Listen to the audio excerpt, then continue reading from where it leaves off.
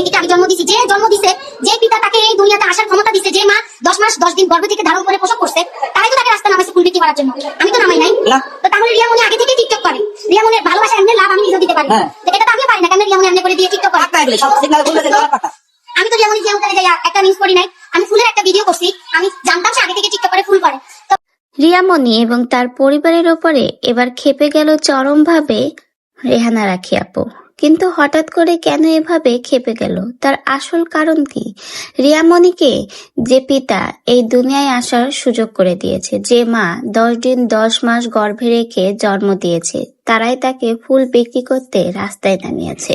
এই কথাগুলো এবার ভিডিওর মাধ্যমে জানালো রেহানা রাখি আপু। কিন্তু কথা হলো, হঠাৎ করে রিয়ামণিকে নিয়ে কেন এই কথাগুলো উঠলো? কেন এই কথাগুলো নিয়ে আবার সোশ্যাল মিডিয়াতে রিয়ামণিকে নিয়ে শুরু হয়েছে সমালোচনা? সবাই বলছে রিয়ামণির আজকের এই পরিস্থিতির জন্য নাকি রেহানা রাখি আপু।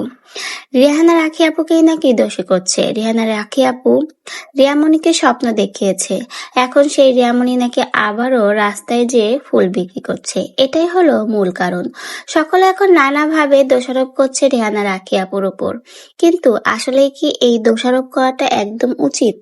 রেহানা রাখি আপু কি করবে? সে যে কথাগুলো বলেছে আসলে একদমই ঠিক কথা বলেছে, কারণ সে তো রিয়ামণিকে রাস্তায় ফুল বিক্রি করতে নামায়নি। রিয়ামণি আগে থেকেই রাস্তায় ফুল বিক্রি করে, আগে থেকেই সে টিকটক করে, এমনকি সে আগে থেকেই টিকটকে নাকি টুকটাক ভাইরাল ছিল, কারণ এই ভিডিও করার জন্য।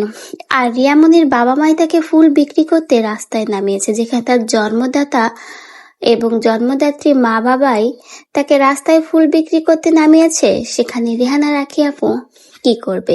রেহানা রাখি আপু আর দিশামণির মা মিলে কিন্তু রিয়ামণিকে বলেছিল স্কুলে ভর্তি করে পড়াশোনা করবে, কিন্তু রিয়ামণি পড়তে চায় না, সে বারবারই না বলে গেছে।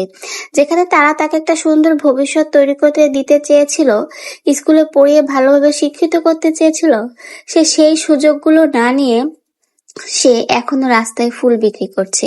একটা মানুষকে অন্য কেউ চেষ্টা করে কখনোই ভালো করতে পারে না, যদি আপনার নিজের ইচ্ছা না থাকে ভালো হওয়ার। রিয়ামণির ক্ষেত্রেও তাই হয়েছে। রেহানা রাখি আপু আর দিশামণির মা যথেষ্ট করেছে রিয়ামণির জন্য, কিন্তু রিয়ামণি তার মূল্যায়ন দিনি, সে তার সেই অবস্থানই ধরে রেখেছে, সেই রাস্তায় যে ফুল বিক্রি করে যাচ্ছে। যদি আজকে রিয়ামণি রেহানা রাখি আপু আর দিশামণির মায়ের এই সুযোগগুলো কাজে লাগাতো, পড়াশোনার পাশাপাশি যে পার্লারে তাকে কাজ ঠিক করে দিয়েছিল সেই পার্লারে যে কাজ শিখতো, তাহলে রিয়ামণি হয়তোবা সামনে ভবিষ্যতে ভালো কিছু করতে পারত। কিন্তু সে সেই সুযোগগুলো না নিয়ে এখনো সেই রাস্তায় পড়ে আছে, নিজের অবস্থান পরিবর্তন করার চেষ্টাই করছে না।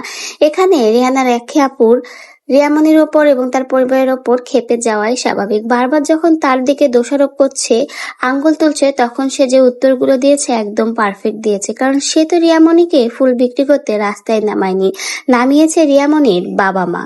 সেখানে সে কি বা করতে পারে?